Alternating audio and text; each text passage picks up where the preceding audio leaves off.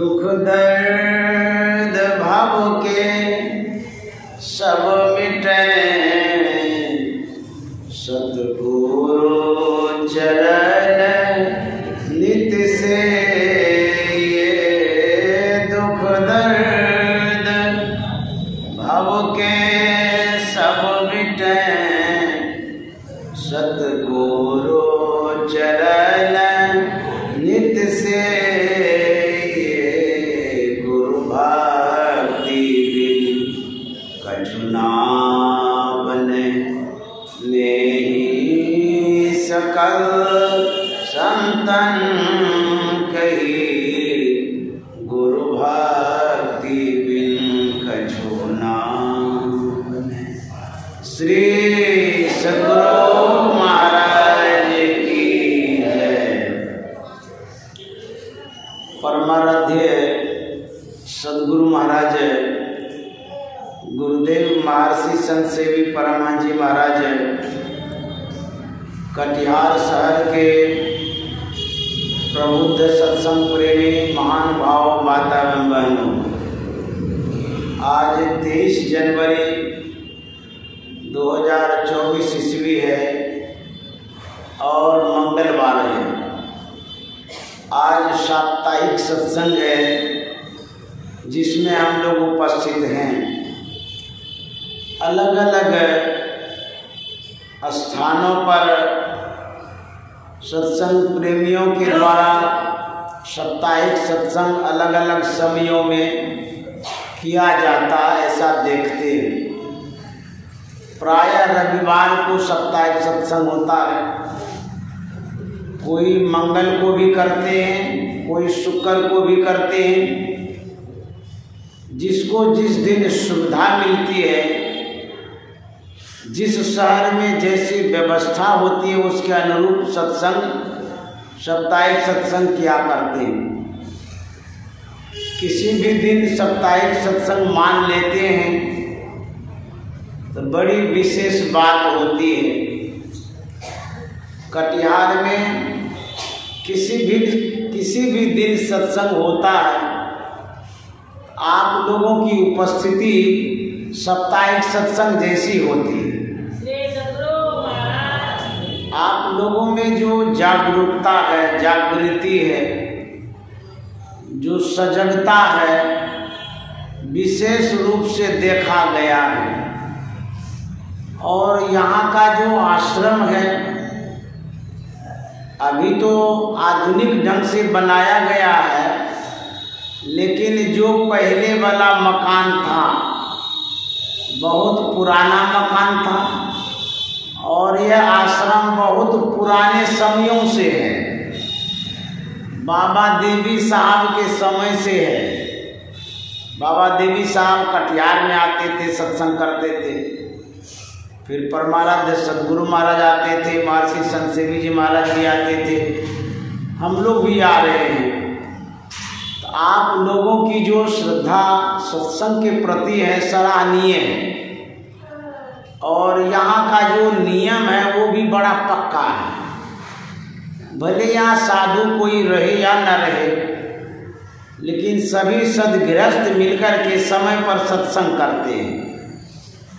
यदि साधु महात्मा आ जाते हैं तो बड़ी अच्छी बात, नहीं आते हैं तो आप लोग समय पर आकर के सत्संग करते हैं। साधु महात्मा आते हैं तब भी उपस्थिति वैसी ही रहती है, नहीं भी आते हैं तब भी आप लोग अपने से सभी के सभी उपस्थित होकर के सत्संग कर लेते हैं। तो यह एक उदाहरण है कटिहार आश्रम का।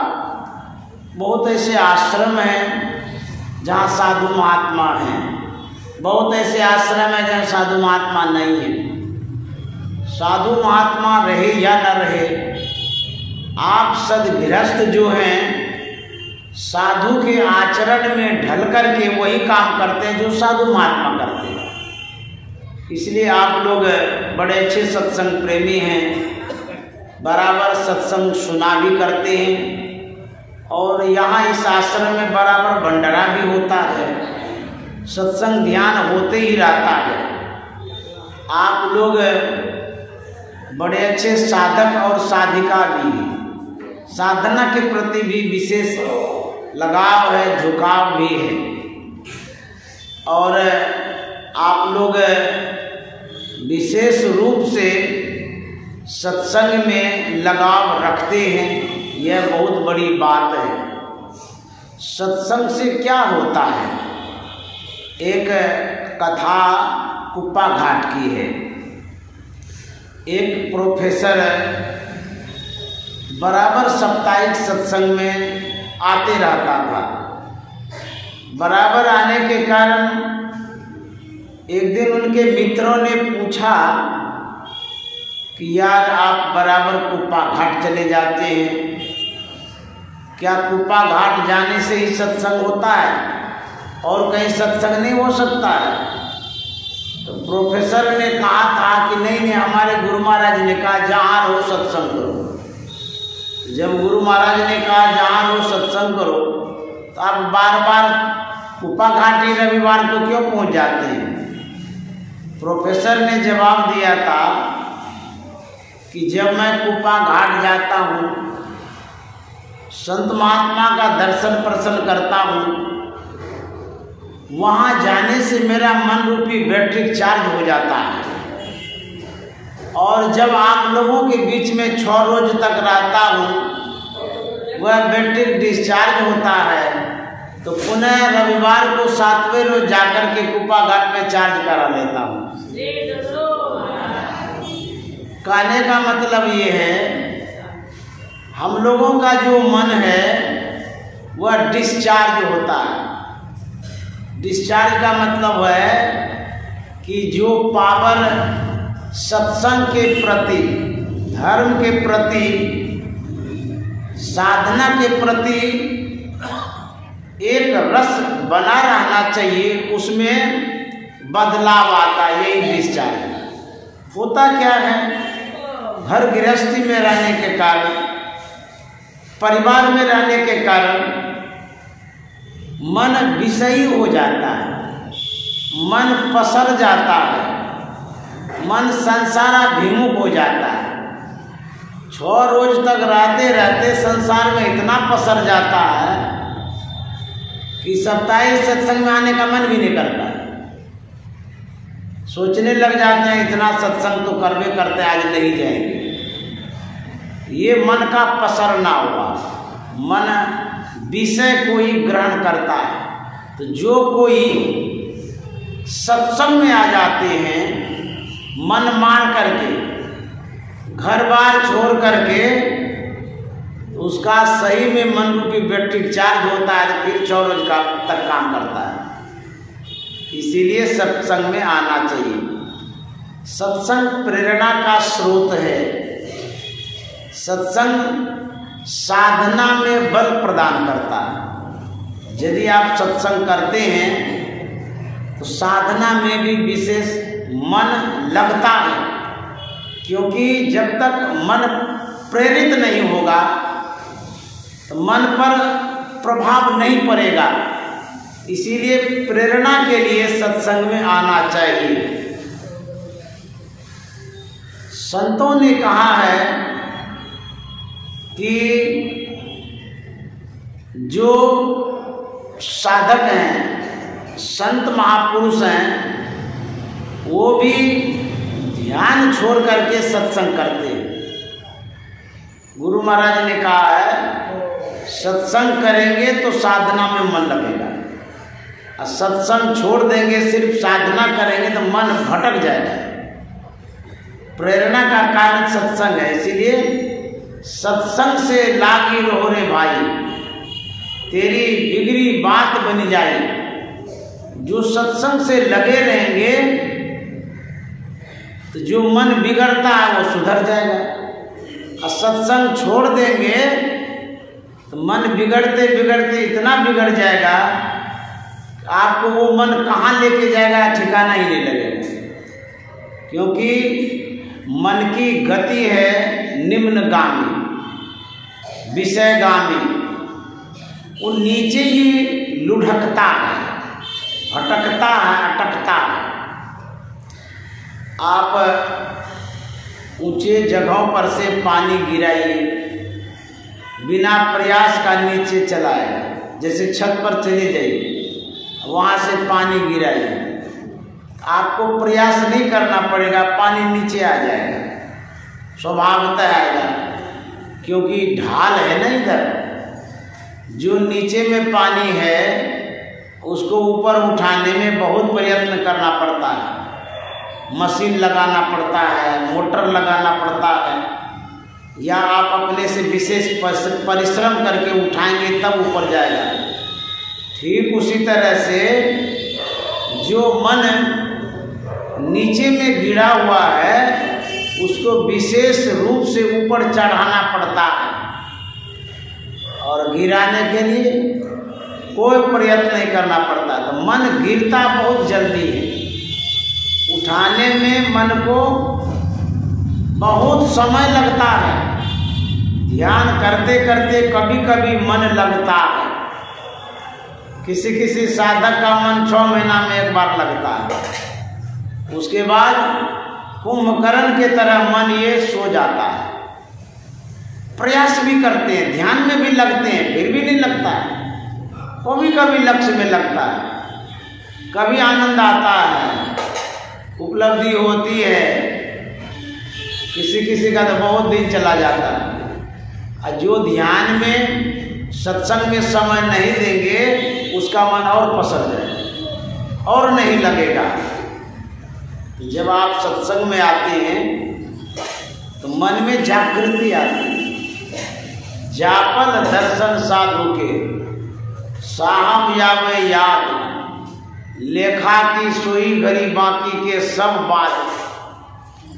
जब आप पंडित जी का दर्शन करते हैं तो पूजा पाठ पुराण याद आता है। जब आप मौलवी साहब का दर्शन करते हैं तो नमाज कुरान याद आता है। जब वकील का दर्शन करते हैं तो कोर्ट कचहरी केस याद आता है। जिस तरह के व्यक्ति का आप दर्शन करते हैं उससे संबंधित कार्य या कर्म याद आने लगता है। ठीक उसी तरह से यदि साधु का संत का दर्शन करते हैं तब क्या होता है, कहता साहब यावे याद। साधु महात्मा का दर्शन करने से परमात्मा याद आती है। ऐसा क्यों? इसलिए कि साधु महात्मा परमात्मा के विषय में बताते हैं, जताते हैं, सिखाते हैं और वो परमात्मा का भजन करते हैं। इसलिए उनका दर्शन करते ही आपके मानस पटल पर परमात्मा याद आने लगते हैं। इसलिए साधु महात्मा का दर्शन करना चाहिए। जब आप सत्संग में आते हैं तो किसी न किसी साधु का दर्शन करते हैं, सद्गुरु के तस्वीर का दर्शन करते हैं, संतवाणी सुनते हैं। इससे आपकी हाजिरी होती है, अटेंडेंस बनता है, उपस्थिति होती है, तो आप परमात्मा के दरबार में हाजिर होते हैं। यदि आप सिर्फ हाजिरी देते रहेंगे, इसका भी बहुत बड़ा फल है। आपसे भजन नहीं बन पा रहा है, कोई बात नहीं है। आप यदि हाजिरी देते रहेंगे अर्थात सत्संग में आते रहेंगे, इसका लाभ क्या होगा? विद्यार्थी जब रेगुलर होता है, कंटिन्यू बराबर स्कूल जाता है, हाजिरी बनाते रहता है, अटेंडेंस देते रहता है, प्रेजेंट होने का क्या प्रभाव होता है? एग्जाम आता है, परीक्षा देता है। जब टीचर लोग कॉपी सहते हैं तो कॉपी सहने में कॉपी के ऊपर में नाम, रोल नंबर सब लिखा रहता है, वर्ग भी लिखा रहता है। शिक्षक देखता है कि ये जो लड़का है 1 नंबर से फेल हो रहा है, तो टीचर के मन में होता है तो रेगुलर स्टूडेंट है, बराबर ये आता है, अच्छा लड़का है। हो सकता है किसी कारण से 1 नंबर नहीं ला पाया हो, तो रेगुलर होने के कारण टीचर अपने प्रभाव से 1 नंबर बढ़ा करके उसको पास कर देता है।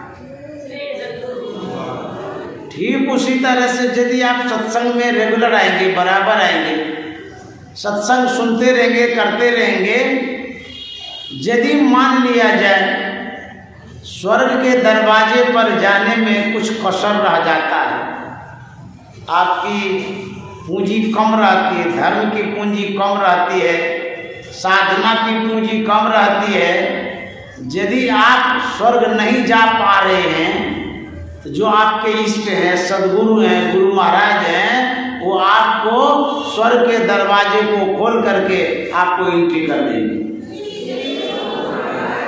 तो बराबर आने के कारण आपको ये बेनिफिट मिलेगा, लाभ मिलेगा। सदगुरु महाराज का ये कर्तव्य है। क्यों?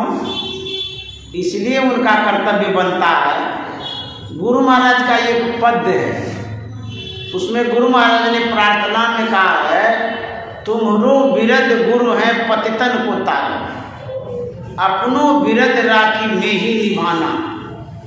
गुरु महाराज कहते हैं कि हे गुरुदेव, आपकी जो प्रतिज्ञा है, बिरद में ना प्रतिज्ञा, आपने प्रतिज्ञा लिया है क्या?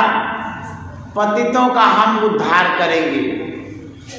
ये प्रतिज्ञा है, सदगुरु की प्रतिज्ञा, गुरु की प्रतिज्ञा है। उन्होंने शपथ लिया, हम लोगों से गछा, कहा है कि हम पतितों का उद्धार करेंगे। तो यदि सब कोई ध्यान करके, सत्संग करके, धर्म करके, पुण्य करके उद्धार कर लेंगे, तो सदगुरु ने जो प्रतिज्ञा लिया पतितों का उद्धार करेंगे, तो सब अपने से ही जब उद्धार कर लेंगे तो सदगुरु क्या करेंगे?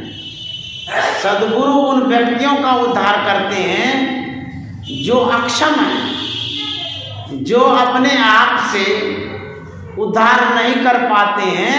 तो सदगुरु ने जो प्रतिज्ञा लिया है उन व्यक्तियों का उद्धार वो कर देते हैं। हमारा कर्तव्य है आज्ञा का पालन करना। और यदि हम नहीं पहुंच पाते हैं तो जिन्होंने प्रतिज्ञा लिया है वो अपना काम करेंगे।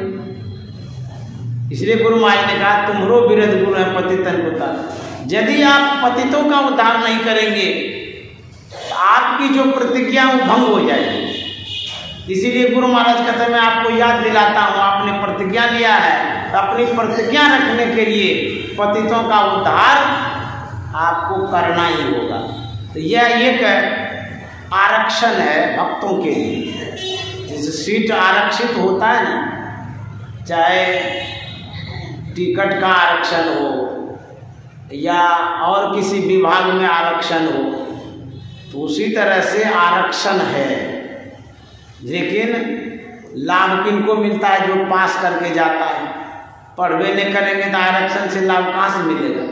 ठीक उसी तरह से गुरु आज्ञा का पालन करते रहिए। जो सीट आरक्षित है, आपको जो आरक्षण मिला है, जो उद्धार करने का वादा गुरु महाराज ने किया है, उसके तहत आपका उद्धार होगा।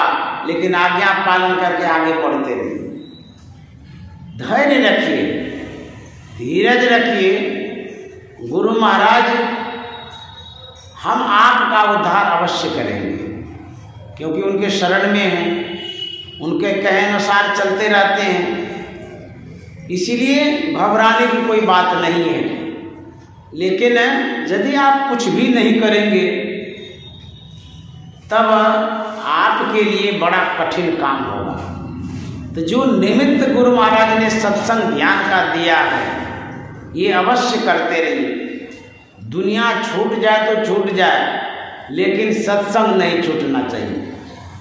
सत्संग करते रहेंगे तो कभी न कभी आपका उद्धार होगा।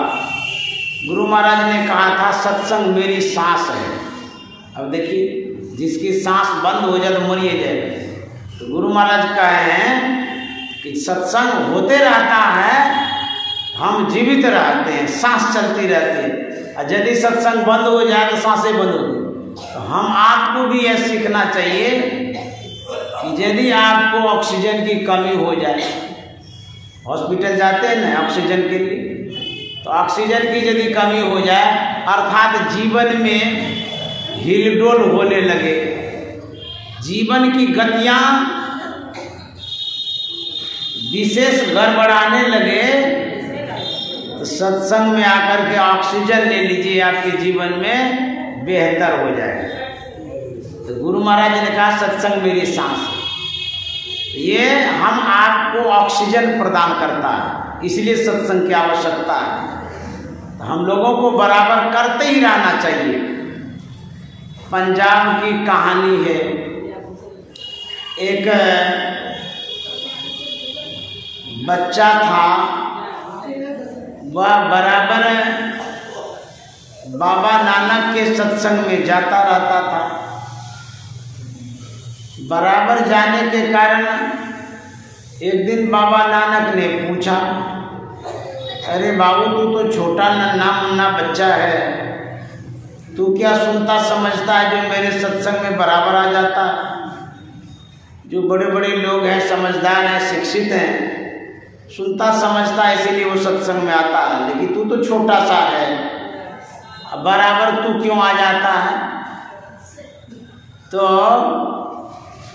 बच्चा जवाब देता है कि जब मैं घर पर होता हूँ तो मेरी माँ भोजन बनाती है, तो मैं चूल्हे के पास बैठा रहता हूँ,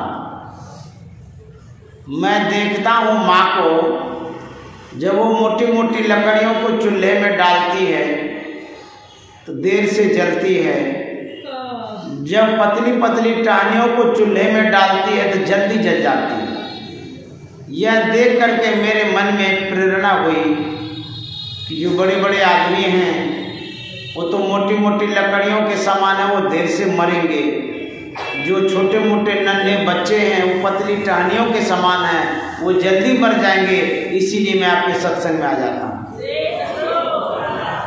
बाबा नानक ने कहा, न बालक न यौवने न बिरधी कछु बंध, वह अवसर नहीं जानिए जब आए परे जमफन। इस जीवन का क्या ठिकाना है, कब कुछ कर जाएंगे। रोज लोग मरता है, प्रत्येक दिन, क्योंकि संतों ने कहा आए हैं सो जाएंगे। राजा रंग फकीर एक सिंहासन चढ़ी चले एक बंदे जाते, रोज लोग मरते हैं और जाते कैसे हैं? कहते एक जंजीर में बंद करके जाते हैं और एक सिंहासन पर बैठ करके जाते हैं। जंजीर में बंद करके कौन जाते हैं? जो शुभ कर्म नहीं करते,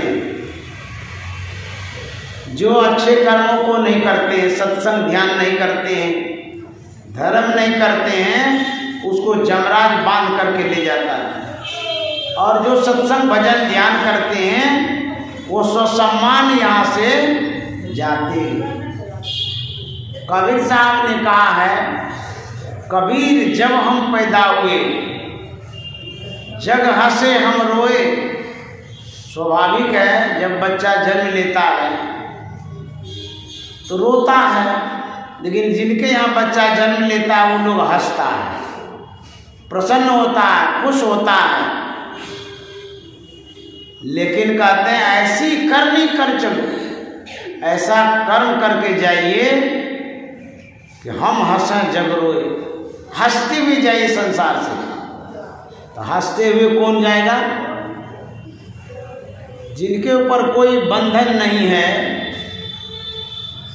जो स्वतंत्र है, वही हंसते हुए जाता है। किसी को बांध के ले जाएगा तो हंसेगा। जैसे मान लिया किसी चोर को पकड़ लेती है पुलिस, वो कभी नहीं हंसेगा, लेकिन जब पुलिस जेल से रिहा कर देती है तब हंसता है। जो मुक्त हो जाता है, अपने आप को जो बंधन से छुड़ा लेता है, वही हंस करके जाता है। हम लोग शरीर संसार के बंधन में हैं। शरीर संसार के बंधन में होने के कारण हंसी नहीं आती, खुशी नहीं होती है। जब तक बंधन में रहेंगे खुशी होगी नहीं। तो जो बंधन मुक्त होगा वही खुश होगा। जीवन मुक्त ब्रह्म पर, जो जीवन मुक्त कौन है? संत हैं, साधक हैं, वही जीवन मुक्त होते हैं, ब्रह्म को प्राप्त किए हुए होते हैं, वो हंसते हुए जाते हैं। तो यदि आपके ऊपर किसी न किसी तरह का बंधन होगा, आप हंस नहीं सकते। स्वतंत्र होंगे तब हंस सकते हैं। तो जो भार है आपके जीवन में, उस भार से आप मुक्त हो जाइए, तब खुशी हो जाएगी। भार तो बहुत तरह का है, संसार में लाखों तरह का भार होता है। भार माने बंधन, जिसको आपने अपने सिर पर उठाया है, चाहे वो कोई काम हो, धंधा हो, रोजगार हो, घर परिवार कुटुंब समाज, जो कुछ भी हो, सब भार है, सब बंधन है, सब मुक्ति में बाधक है। तो क्या करें? जंगल चले जाएं छोड़ करके? नहीं, संत महात्मा कहते हैं कहीं जाने की आवश्यकता नहीं है। यह भार मन पर है, मन को मुक्त करना है। शरीर को आप घर में रहने दीजिए, परिवार के बीच में रखिए, समाज के बीच में रखिए, लेकिन मन को उपराम रखिए, ऊपर उठा के रखिए, अलग रखिए, तब आप भार मुक्त हो सकते हैं, तब स्वतंत्र हो सकते हैं। मन का जो बंधन है, यही सबसे बड़ा कारण है। इसीलिए मन के बंधन से छूटना है, घर के बंधन से छूटना नहीं है। शरीर के बंधन से छूट करके कहाँ जाइएगा? घर से भाग करके जंगल जाइएगा, शरीर तो साथे रहेगा, मन तो घर आ जाएगा, तब क्या करिएगा? कहता मन को मुक्त करना है, मन को भार मुक्त करना, स्वतंत्र करना है। तो मन विषय में विशेष रूप से संयुक्त होता है, बंधता है। रूप रस गंध स्पर्श और शब्द, ये पंच विषय हैं, इसी में मन बझता है, फंसता है। बंधन बहुत तरह का है, बहुत तरह के बातों में मन फंसता है, लेकिन 5 तरह के बातों में इसको बांध दिया गया है। रूप रस गंध स्पर्श और शब्द, ये जो 5 तरह का बंधन है, बड़ा कठिन बंधन है। रूप कहते हैं जो आँख से हम देखते हैं, A to Z, कुछ भी आप देखते हैं उसको रूप कहते हैं। आँख से जो कुछ दिखाई देता है उसको रूप बोलते हैं। रस, जिह्वा से जो स्वाद लेते हैं उसको रस कहते हैं। बहुत तरह का रस होता है। जिह्वा से स्वाद जो लेते हैं वो भी रस है, लेकिन कान से जो सुनते हैं वो भी रस है। आँख से जो देखते हैं उसमें भी रस लगता है। कथन बड़ा अच्छा लगा देख करके, ये भी तो रस है, रूप वाला रस हो गया वो। कान से सुनकर बड़ा अच्छा लगा सुनकर, कान वाला ये रस हो गया। तो जीभ से जो खटरस लेते हैं वो रस तो है, उसके अतिरिक्त भी बहुत रस है, उस रस में मन बस जाता है। शब्द जो कान से सुनते हैं उसमें भी मन बजता है। स्पर्श जो हाथ से स्पर्श करते हैं वह एक विषय है, उन विषयों में मन फंसता है, बजता है। तो ये बंधन बहुत बड़ा है। तो कहते हैं इससे छूटने से मन बंधन से मुक्त होगा। यह जो बंधन है विषय का,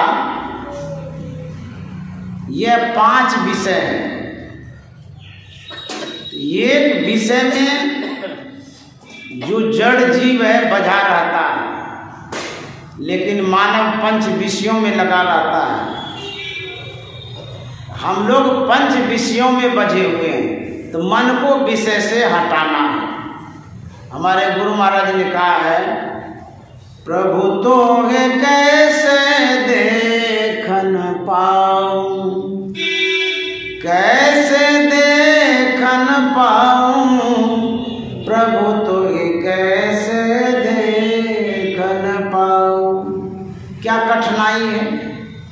दिक्कत क्या है?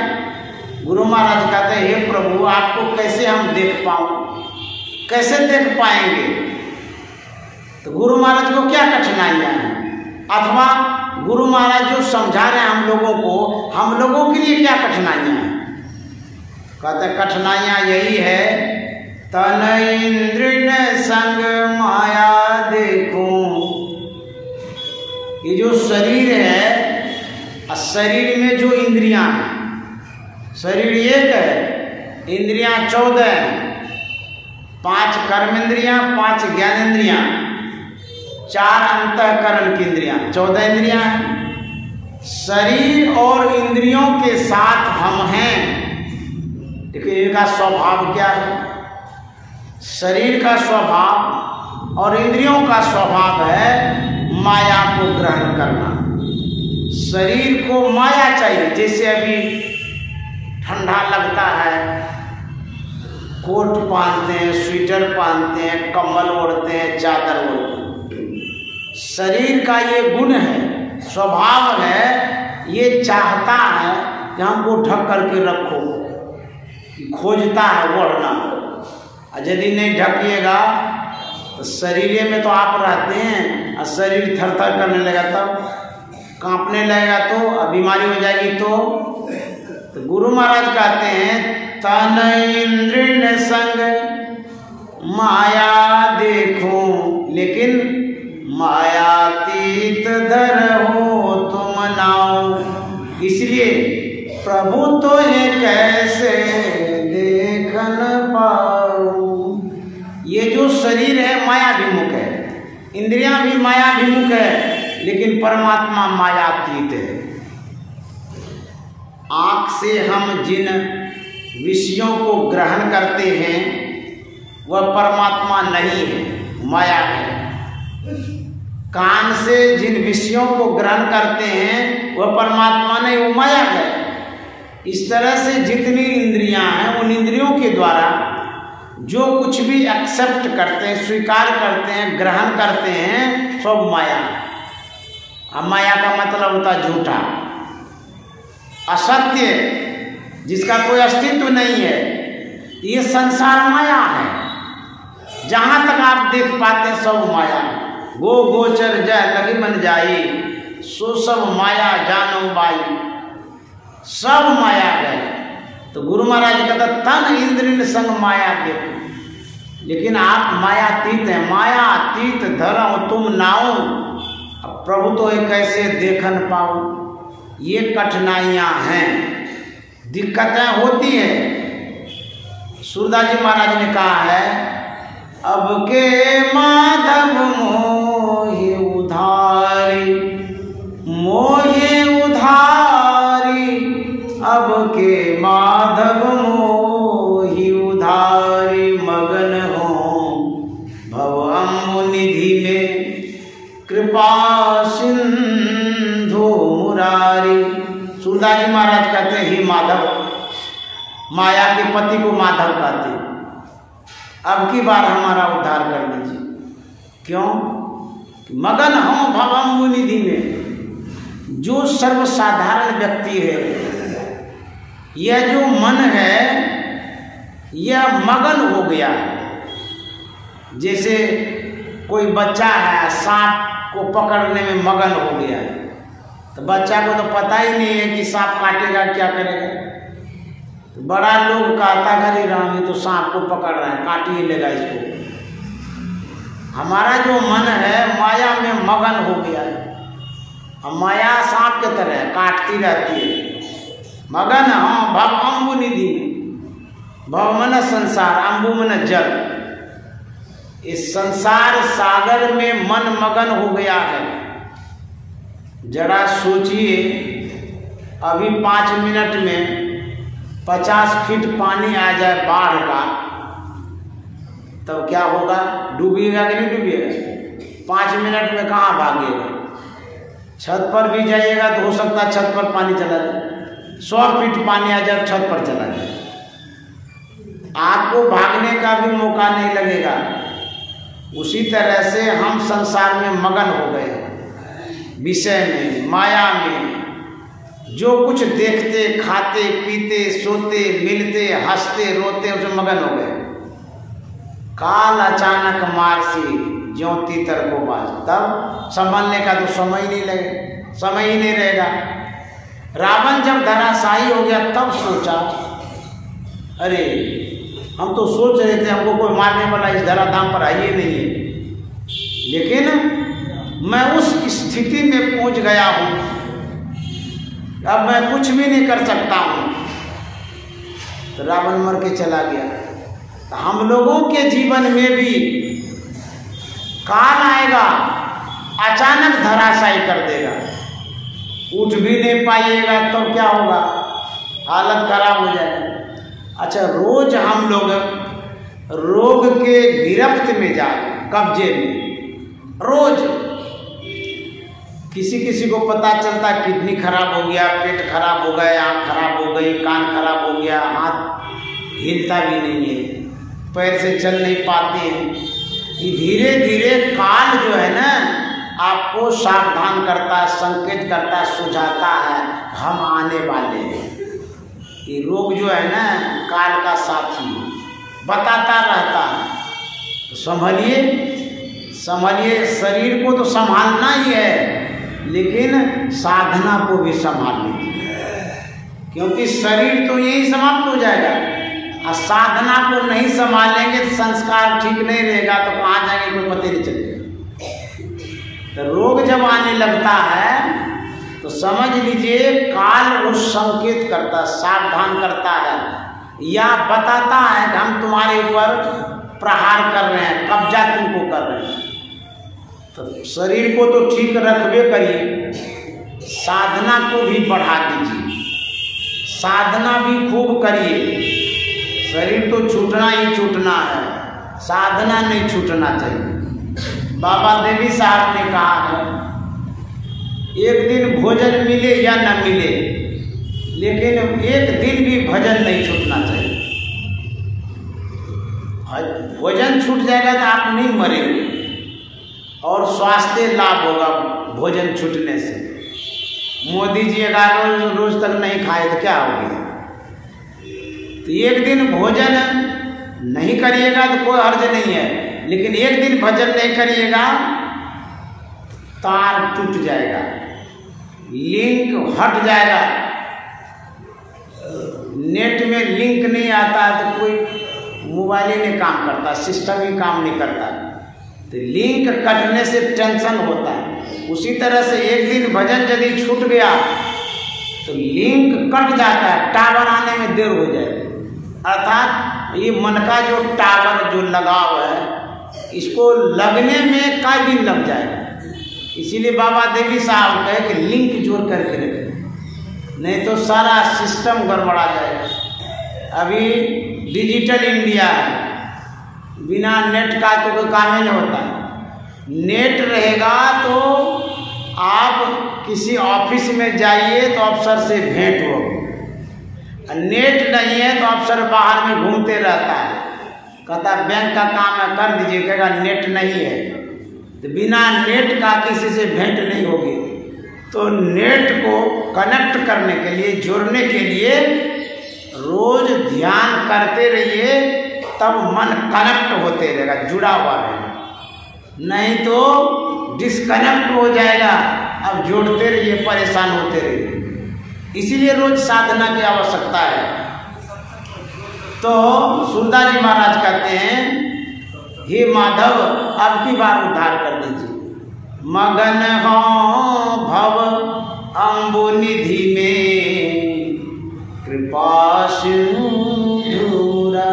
हे मुरारी, मैं इस संसार सागर में मगन हो गया हूँ, भूल गया हूँ, विस्मृति हो गई है, इसीलिए अब की बार हमारा उद्धार कर दीजिए। बहुत लोग क्या कहते हैं कि जो आपका पैसा हम लिए हैं बीच बीच में याद दिला दीजिएगा, नहीं तो हम भूल जाएंगे। बोले कैसा सब आदमी है। बहुत आदमी कहेगा कि हमको फ़ोन कर दीजिएगा भोर में, तब हम ध्यान में बैठ जाएंगे। ले उसको फ़ोन करिए तब वो ध्यान करेंगे। बहुत लोग कहेगा कल ट्रेन पकड़ना है, जरूर फ़ोन करिएगा। आप फोन कर दीजिएगा तब हम तैयार हो जाएंगे। ये तो हालत हमारी। तो सूरदास जी महाराज कहते हैं हम साधारण जीव हैं, भूल जाते हैं, भटक जाती हैं।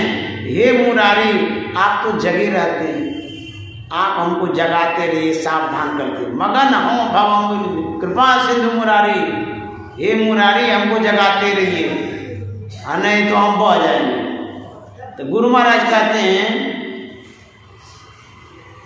प्रभु तो ही कैसे देख न पाऊं। और क्या क्या कठिनाइयां हैं। गुरु महाराज कहते हैं मेधामन इंद्र ने गहे माया और इनमें रही माया लिपटाऊं। हे प्रभु, हे परमात्मा, बड़ी विडंबना है। ये जो मन है इस सभी इंद्रियों का अगवा, हेड है, राजा है। इंद्रिया नाम मनोनाथो मनोनाथस्तु मारुतः। इंद्रियों का नाथ मन है, राजा मन है, अगवा मन है और बड़ा तेज है। सभी इंद्रियों में मन बड़ा तेज है। मेधा मन, मेधा मन होता तेजस्वी, तेज, विशेष फुर्तीला। तो गुरु महाराज कहते हैं जो मन है अगवा, तेज तो है लेकिन हमारे काम का नहीं, तब ये दूसरे के पीछे पड़ा रहता है। मेधा मन इंद्र गहे माया, ये तो इंद्रियों को पकड़ते रहता है। जितनी इंद्रियां हैं उन इंद्रियों को संचालित करने में रहता है। उन इंद्रियों के द्वारा जो कुछ भी विषय मतलब स्टोर होता है उसका उपभोग मन करता है। ये राजा बन गया है और सभी इंद्रियां प्रजा है, अब प्रजा से कर लेता रहता है। कौन चीज का कर? रुपया का नहीं, विषय का। क्योंकि सभी इंद्रियां विषयों को ग्रहण करती है तो विषय का कर मन लेता है और मगन रहता है। जैसे आंख से आप देखते हैं, कोई रूप आपको बहुत पसंद आ गया, इतना पसंद आ गया कि मन बझ जाता है। आंख देखने का काम करती है, अच्छा रूप आंख देख ली। आप कभी कहते हैं कि आंख को बड़ा अच्छा लगा, कहता मन को बड़ा अच्छा लगा। सभी इंद्रियां जो कुछ भी ग्रहण करती है उसमें कहते मन को बड़ा अच्छा लगा। रसगुल्ला खाते हैं, कहते मन को बड़ा अच्छा लगा, मन खुश हो गया। अरे कहना चाहिए आंख खुश हो गई, नहीं, कहते मन खुश हो गया। तो मन क्या करता है? सभी विषयों का स्वाद लेते रहता है, इंद्रियों के पीछे भटकता रहता है। जो राजा है वो प्रजा को खुश करते रहता है। क्यों? उसको वोट लेना है। यदि प्रजा को खुश नहीं करेंगे तो वोट कहाँ से मिलेगा? तो वोट बैलेंस बनाने के लिए मन घूमते रहता है इंद्रियों के पीछे। इंद्रियां खुश रहेगी तो बढ़िया से विषय का रस देगी। तो गुरु महाराज कहते हैं मेधा मन इंद्र गहे माया, इनमें रही माया लिपटाओ। इंद्र मन और बुद्धि परे प्रभु, मैं नहीं न तज आगे धाऊं। प्रभु तो ही कैसे देखन पाऊं। गुरु महाराज कहते हैं कि इंद्रिय मन और बुद्धि परे प्रभु, हे प्रभु परमात्मा, आप इंद्रियों से परे, मन से परे, बुद्धि से परे, और ये मन उसी में घूमता रहता है। मेरी ये कठिनाइयां हैं, ये दिक्कत है, आपको कैसे मैं देख पाऊं। प्रार्थना ये गुरु महाराज कितना अच्छा प्रार्थना किए। और क्या कहते हैं कि इंद्रिय मन और बुद्धि परे प्रभु, मैं नहीं न तज आगे धाऊं। गुरु महाराज कहते हैं मैं इनको छोड़ करके आगे नहीं जा सकता हूं। कैसी विवशता, कैसी परवस्था, कितनी कठिनाइयां हैं। जैसे मान लिया जाए आपके घर में कोई बच्चा है और बच्चा बड़ा बदमाश है, तो बच्चा आपको बस करके रखा है। आप कहते हैं देखिए हमारा बच्चा ऐसा है जिसको छोड़ करके नहीं जा सकती, क्योंकि बच्चा प्यारा होता है ना, दुलारा होता है। आप बच्चे के बस में हो जाते हैं क्योंकि बच्चा के प्रति आपका लगाव, आसक्ति है। तो गुरु महाराज कहते हैं मैं न इन्हें तज आगे धाऊं, इंद्रियों को छोड़ करके, मन को छोड़ करके आगे मैं नहीं जा पा रहा हूं। क्यों? क्योंकि जितनी इंद्रियां हैं, जो मन है वो किडनैप कर लिया, कब्जा कर लिया है। जैसे अपहरण कोई कर लेता है तो बदमाश के जेड़े में आप रहते निकल सकते हैं? नहीं निकल सकते, बड़ा मुश्किल है निकलना। इंद्रियों के द्वारा हम अपहृत हो गए, मन के द्वारा अपहृत हो गए। मन हमको अपहरण कर लिया, कब्जा में कर लिया। मन के अतिरिक्त आप कोई काम करके दिखाइए तो। मन कहता है कि सत्संग में जाना है तभी आप आते हैं, यदि मन का मन नहीं हो तो नहीं आ सकते। मन को मिला के रखना बहुत जरूरी है, मन को मना के रखना जरूरी है। क्योंकि जब मन आपका मानने लगेगा तो सत्संग में जाएगा, ध्यान करेगा, भजन करेगा। मानते मानते मानते जब मन आपका विशेष मानने लगेगा तो मन मंडल से इसको ऊपर उठा लेंगे। जब मन मंडल से ऊपर उठा लेंगे तब मन पर आपका कब्जा हो जाएगा। तब आप जैसा चाहेंगे वैसा मन करेगा। अभी जैसा मन चाहता है, इंद्रियां जैसी चाहती है वैसा आपको करना होता है। तो अभी हम इंद्रियों और मन के कब्जे में हैं, तो छुड़ाने के लिए इसको उस मंडल से ऊपर उठाना पड़ेगा जहां तक मन और इंद्रियों का विशेष दबदबाव है, वर्चस्व है, आधिपत्य है, वहां से किसी तरह से इसको ऊपर उठाना होगा। तो कहते हैं छठदम शील विरति बहुकर्मा, निरंतर सज्जन धर्मा। जो छठी भक्ति है, दमशीलता की प्राप्ति, इंद्रियों का दमन करना। कोई कोई दबंग आदमी होता है गांव समाज में। दबंग आदमी क्या करता है? दबदबा बना कर रखता है, लोगों को दाब चीप के रखता है अपने पावर से, प्रभाव से। इतना दबंग वो होता है कि उसके कारण लोग डरता रहता है। उसी तरह से मन और इंद्रियां जो हैं ये दबंग है। तो दबंग को दबाने के लिए क्या करना होगा? इंद्रियों का दमन छठी भक्ति से होगी। तो छठी जो भक्ति है वो आज्ञा चक्र वाली है, दृष्टि योग वाली है, बिंदु ध्यान है। जब आप बिंदु ध्यान करते हैं, इंद्रियों का दबदबाव कम होता है, मन का दबदबाव कम होता है।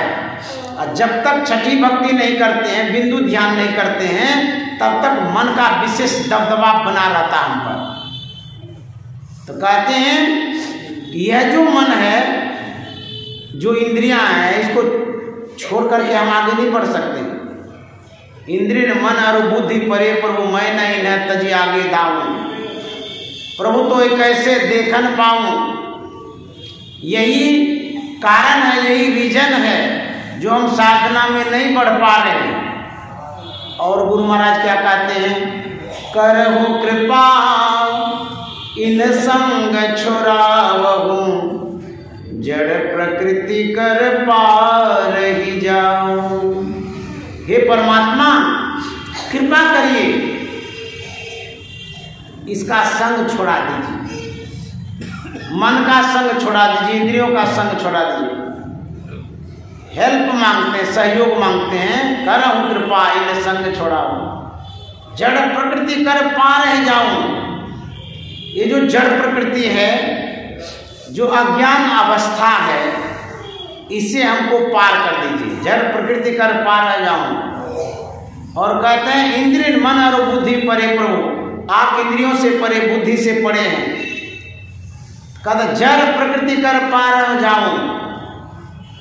और गुरु महाराज क्या कहते हैं कि मैं ही अस करुणा कर स्वामी, देव दरस सुख पाए अघाऊं। गुरु महाराज कहते हैं हे करुणा के सागर, हमको दर्शन दे दीजिए। यदि आपका दर्शन मिलेगा तो हम आघा जाएंगे, तृप्त हो जाएंगे, संतुष्ट हो जाएंगे। दर्शन मांगते हैं। जैसे कोई कैदी है, जेल में बंद है, बाहर नहीं आ सकता है। यदि उस कैदी से कोई मिलना चाहता है तो जेल में जाता है, जो नियम है उस नियम के तहत जाकर के कैदी से मिलता है, वहाँ जाकर के भेंट करता है। तो जो कैदी है और जो कैदी का परिवार है, जो कुटुंब है, वो बड़ा खुश होता है। कैदी भी खुश होता है, उसका परिवार भी खुश होता है मिल करके। गुरु महाराज कहते हैं, हे परमात्मा, हम तो कैदी हैं, शरीर और संसार मन इंद्रियों के बंधन में हम हैं, जेल है, इस जेल के बंधन में बंधे हुए हैं। हे परमात्मा, आप तक हम नहीं जा सकते। परमात्मा से कहते हैं, आप तो स्वतंत्र हैं, आपके ऊपर तो कोई बंधन नहीं है, बंधन तो मेरे ऊपर है। हम भले नहीं जा सकते हैं, लेकिन हे परमात्मा, आप तो हमारे तक आ सकते हैं, आपको कोई रोक तो नहीं है।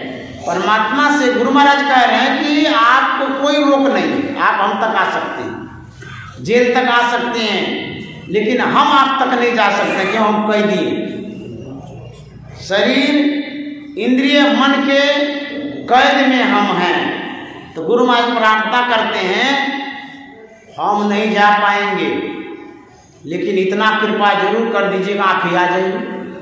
यदि आप हमारे पास आ जाएंगे, आपको देख करके हम खुश हो जाएंगे। तू चली आओ कि मोही बुलाओ, प्रेम खेलनवा यही स्वभाव। कबीर साहब कहते हैं, या तो परमात्मा तक हम चले जाएं तो उनके दर्शन से तृप्ति मिलेगी, अथवा हमारे प्रार्थना से परमात्मा पिघल करके हम तक आ जाए। तो दोनों ओर से दर्शन हो जाएगा, हम चले जाएं तब दर्शन हो जाएगा, या हम तक परमात्मा आ जाए तब दर्शन हो जाएगा। इन दर्शनों से हमारा कल्याण हो जाएगा। यह एक प्रार्थना है, प्रार्थना करने से परमात्मा आते हैं। जब सूरदास जी महाराज के पद को पढ़ते हैं, उन पद्यों में भी एक प्रार्थना है। उसमें प्रार्थना क्या है? हे गोविंद हे गोपाल, अब तो जीवन हारे, हे गोविंद राखो शरण, अब तो जीवन हारे। हे गोविंद हे गोपाल, अब तो जीवन हारे, हे गोविंद राखो शरण, अब तो जीवन हारे। यह सूरदास जी महाराज का पद्य है। इसमें सूरदास जी महाराज कहते हैं, हे गोविंद, हे परमात्मा, अब हमारा जीवन तो हार गया। ऐसा क्यों कहते हैं? जो इसमें झांकियां हैं, जो घटना है, जो कथा है इस पद्य के माध्यम से, उसमें एक हाथी है, सागर में पानी पीने के लिए जाता है, पानी पी रहा था, एक मगरमच्छ उसका पैर पकड़ लेता है। मगरमच्छ इतना शक्तिशाली है, वो समुद्र में खींचते जा रहे, खींचते खींचते इतना खींच लिया, पूरा शरीर डूब गया। हाथी सूंड से सांस लेता, अब ऐसी स्थिति आ गई, सूंड भी डूब जाएगा। अब कोई उपाय यदि नहीं सूझा तो वो प्रार्थना करता है, हे गोविंद हे गोपाल, अब तो जीवन हारे, हे गोविंद रखो शरण, अब तो जीवन हारे। नीर पिबन हेतु गयो सिंधु के किनारे, सिंधु बीच बसत ग्राह चरण गही पछारे, सिंधु बीच बसत ग्राह चरण गही पछारे। हे गोविंद हे गोपाल, अब तो जीवन हारे, हे गोविंद हे गोपाल, अब तो जीवन हारे। कहते हैं कि हम पानी पीने के लिए गए थे, हमको पकड़ करके ग्राह जो है ना समुद्र के बीच में ले गया। ऐसी स्थिति आ गई, 4 प्रहर युद्ध भयो लई गयो मझधारे। 4 प्रहर युद्ध भयो लई गयो मझधारे। नाक कान डूबन लगे कृष्ण को पुकारे। नाक कान डूबन लगे कृष्ण को पुकारे। हे गोविंद हे गोपाल अब तो जीवन हारे। हे गोविंद रखो शरण अब तो जीवन हारे। कहते हैं कि नाक कान सब डूबने लगा। जब कोई उपाय नहीं सूझता है इस दुनिया में, इष्ट को पुकारिए, परमात्मा को पुकारिए। उनके पास एक न एक उपाय होता है जो आपका इन वक्त पर उद्धार हो सकता है, काम बन सकता है। इसमें यही बात कहा गया है। अब हाथी प्रार्थना कर रहा है, कहाँ है? समुद्र में, आसपास में कोई लोग भी नहीं है। अब देखिए हृदय की पुकार कहाँ तक पहुँचती है, इस घटना से पता चलता है। हाथी पुकार रहा था कृष्ण को। अब कृष्ण तो द्वारिका में था, समुद्र के किनारे में वो डूब रहा था। हाथी के मन में होता है कि हम भगवान कृष्ण की किस तरह से उपासना करें जो प्रसन्न हो जाए। समुद्र में तो फूल भी नहीं है जो भी चढ़ा देंगे खुश हो जाएंगे। वो पूरे समर्पण कर देता है, हे परमात्मा, हे भगवान, जो कुछ भी मेरे पास बचा हुआ है, यही शरीर मन सच्ची भावना सब हम आपको समर्पित कर देते हैं। समर्पित भाव से अंतिम पुकार करता है वह हाथी। आवाज जाती है, देखिए कहाँ जाती है आवाज। द्वारिका में शब्द गयो शोर भयो भारे। द्वारिका में शब्द गयो शोर भयो भारे। शंख चक्र गदा पद्म गरुड़ लय सिधारे। शंख चक्र गदा पद्म गरुड़ लय सिधारे। हे गोविंद हे गोपाल अब तो जीवन हारे। हे गोविंद रखो शरण अब तो जीवन हारे। हाथी पुकारता है, कहते द्वारिका में शब्द गयो, आवाज द्वारिका तक पहुंचती है। कहते हैं शोर भयो भारी, बहुत आवाज जाती है। जब आवाज गई तो सिर्फ भगवान कृष्ण ही दौड़ के क्यों आए, और लोग तो नहीं आए। जैसे मान लिया जाए सड़क पर से कोई चिल्लाने लगे बचाओ बचाओ बचाओ, यदि यहाँ तक आवाज आएगी तो क्या खाली हम ही जाएंगे? सब कोई दौड़ करके चले जाएंगे बचाने के लिए। लेकिन यहाँ पर कहा गया है द्वारिका में शब्द गयो। शोर आवाज कितनी हुई? भारे, बहुत आवाज हुई है। लेकिन दौड़ करके कौन आते हैं? भगवान कृष्ण। ऐसा क्यों? सब कोई नहीं सुन पाए, क्योंकि हाथी का जो शब्द है उस समुद्र के दूसरे किनारे तक तो जा ही नहीं रहा है, तो द्वारिका में कैसे पहुंच जाएगा? तो तब यहाँ क्यों ऐसा लिखा गया है? एक तालाब है, जिस तालाब में पानी शांत है, उसमें एक कंकर फेंक दीजिए आप, उसमें तरंगें उठती है, हिलता है ना पानी, जैसे फेंकिएगा उसमें तरंग उठती है। वह तरंग धीरे धीरे धीरे धीरे कहाँ जा करके अटकती है, रुकती है? किनारे में। आप देखिएगा धीरे धीरे तरंग बढ़ते बढ़ते बढ़ते बढ़ते किनारे में जाके रुक जाती है। क्यों? वहीं तक उसका रास्ता है, आगे पानी नहीं तो जाएगा कहाँ? उसी तरह से हाथी पुकार रहा था, हृदय की पुकार, आवाज लगा रहा था, हृदय से लगा रहा था, कोई चिल्ला करके नहीं लगा रहा था। चिल्ला के लगाएगा तो कहाँ तक जाएगा? तो हृदय से जो पुकारा उसकी तरंगा गई, जाते जाते जाते कहाँ गई? भक्त का किनारा तो भगवान होता है ना, तो भगवान तक चला गया। तो यहाँ तक आवाज गई, सिर्फ भगवान सुने और कोई नहीं सुना है। तब भगवान शंख चक्र गदा पद्म लेकर के आए हैं, तो जाकर के सबसे पहले ग्राह का गला काट दिए। अब अंतिम में 2 पद्य है। सूर कहे श्याम सुनो शरण हो तिहारे। सूर कहे श्याम सुनो शरण हो तिहारे। अब की बार पार करो नंद के दुलारे। अब की बार पार करो नंद के दुलारे। हे गोविंद हे गोपाल अब तो जीवन हारे। हे गोविंद रखो शरण गला काट करके समाप्त कर देता है, हाथी सुरक्षित बच जाता है। एक छोटी सी कथा यहाँ पर है।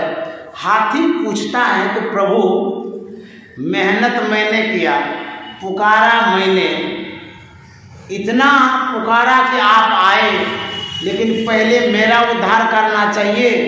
आप तो सबसे पहले ग्रह का उद्धार किए जो हमारा दुश्मन था, ऐसा आपने क्यों किया? तो भगवान कृष्ण कहता है मैंने इसलिए किया कि जो मेरे भक्तों का चरण पकड़ लेता है वो शरणागत हो जाता है। तो तुम्हारे शरण में जो आ गया, तुम्हारा जो चरण पकड़ा, इसलिए पहले मैंने उनका उद्धार किया। जो भक्त के चरणों को पकड़ लेते हैं भगवान पहले उसका उद्धार करते हैं। तो हमारे जो गुरु महाराज हैं वो परमात्मा के भक्त हैं, संत परमात्मा के भक्त होते हैं। यदि संत के चरण को पकड़ लेते हैं तो हमारा अवश्य उद्धार होगा। आप लोगों को बहुत बहुत धन्यवाद। आज किसी का सत्संग नहीं है, ये सामूहिक सत्संग है, तो किसी का होता है तो उसको हम साधुवाद देते हैं, धन्यवाद देते हैं।